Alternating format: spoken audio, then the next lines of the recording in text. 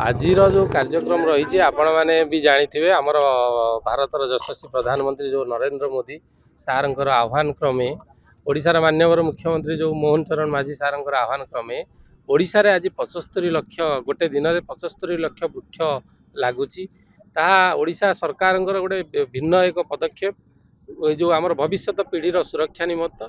तो ये से ही अनुक्रम आपण मानकर स्थानीय विधायक तथा मान्यवर विधायक कोरेकर प्रत्यक्ष तत्वावधान मुझे फास्ट जॉइन कली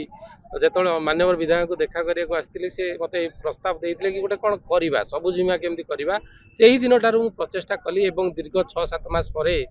आपण मान निकट में गोटे सुंदर प्रकल्प आसिक आपण मान निकट में भेटी दि जाइए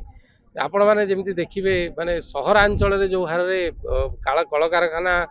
बढ़ी चली से उपयुक्त परिवेश आमर नित्यान्त आवश्यक कारण आज देखु आज दुनिया रे समस्त पाखे भगवान दयारू पैसा पत्र अभाव से भाई ना कि सबुठार आम स्वास्थ्य ही संपद जदि आम यही जगार आपण मैंने लक्ष लक्ष टका रोजगार करुवे कि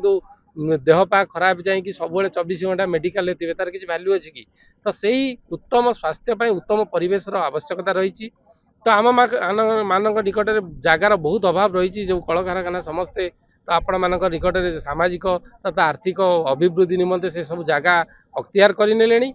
कर भी आम जो छोट छोट प्याच अच्छी आम एक नुआ टेक्नोलोजी ओडिशा रे एटा गोटे one of the best project एते बड़ लार्ज स्केल रे प्रथम थर पर आम मियावाकी प्लांटेशन करुचे यार उद्देश्य है सीमित जगार उत्तम जंगल सृष्टि करवा जंगल तो अच्छी देखो पाखे जंगल अच्छी गछ गुड़ा एपट सेपट होगी कि आम यही जंगल गोटे भिन्न टेक्नोलोजी करुचु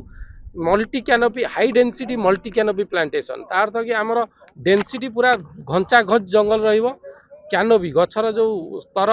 स्तरटा स्तर स्तर ही गच रहा कि आपण मान निकट में गोटे सुंदर उत्तम जंगल सृष्टि हम आपने देखिए गोटे माने से जगह को पलि आइले जमी गोटे माने बाहर परिवेश रू आसिक गोटे सुस्थ परिवेश माने श्वास निश्वास प्रश्वास नवा भाया लगे आपण मैंने जानते आजिकल जुगरे गोटे सुस्थ माने परिवेश रे श्वास प्रश्वास निश्वास प्रश्वास नापी लोक मैंने स्विट्जरलैंड हो कि बाहर जगह को जाऊँच बहुत कष्ट करके आपण मान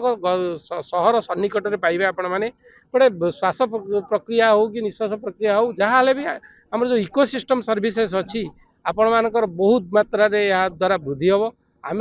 5 हेक्टर जमी 40,000 गछ लगेबू तार इकोसिस्टम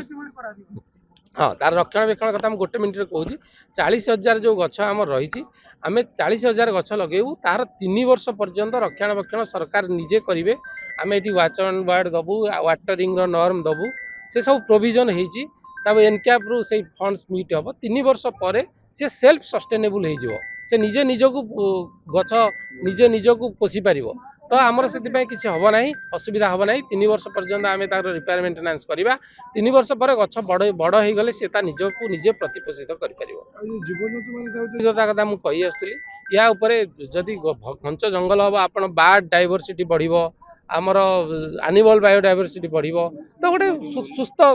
फूड चेन हम आपण मैंने बार्ड वाचिंग बार्डिंग लोक बाहर को जावा दरकार ना ये आसिक करेंगे सब प्रकार सुविधा हम ना यहाँ गोटे गोटे सुंदर संजोग आज थिला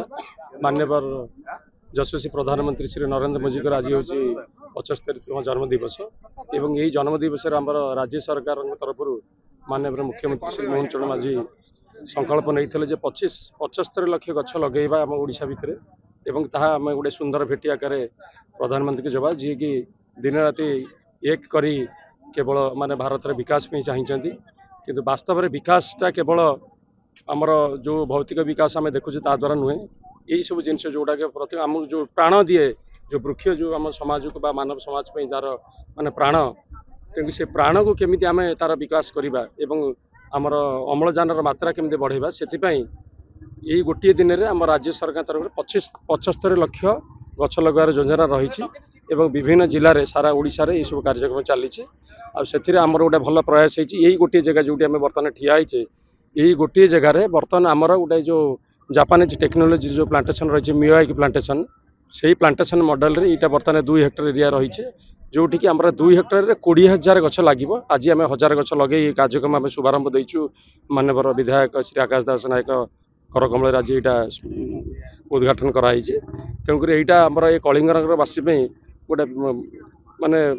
ଭଲ ବରଦାନ କହିଲେ ଅତ୍ୟୁକ୍ତି ହେବ ନା। ଆପଣ ଦେଖୁଛନ୍ତି ଏଇ ପାଖରେ ହିଁ ଚିମିନି ଦେଖାହେଉଛି କଳକାରଖାନାରେ, ଯୋଉଟା ବାୟୁ ବହୁତ ପ୍ରଦୂଷିତ ହେଉଛି। ତେଣୁ ତାକୁ ମୁକାବିଲା କରିବା ପାଇଁ, ପରିବେଶର ବିପର୍ଯ୍ୟୟକୁ ରକ୍ଷା କରିବା ପାଇଁ ଇଏ କଳିଙ୍ଗନଗରବାସୀ ପାଇଁ ଗୋଟେ ବହୁତ ବଡ଼ ବରଦାନ। ତେଣୁ ସେଇ କାର୍ଯ୍ୟକ୍ରମ ବନ ବିଭାଗ ହାତକୁ ନେଇଛି। ଆଶା କରୁଛୁ ଆପଣମାନଙ୍କ ସହଜରେ ଏ କାର୍ଯ୍ୟକ୍ରମ ସୁନ୍ଦର ହେବ ଏବଂ ତାର ସଫଳ ଫଳବତୀ ସମସ୍ତେ ପାଇବେ। ଧନ୍ୟବାଦ।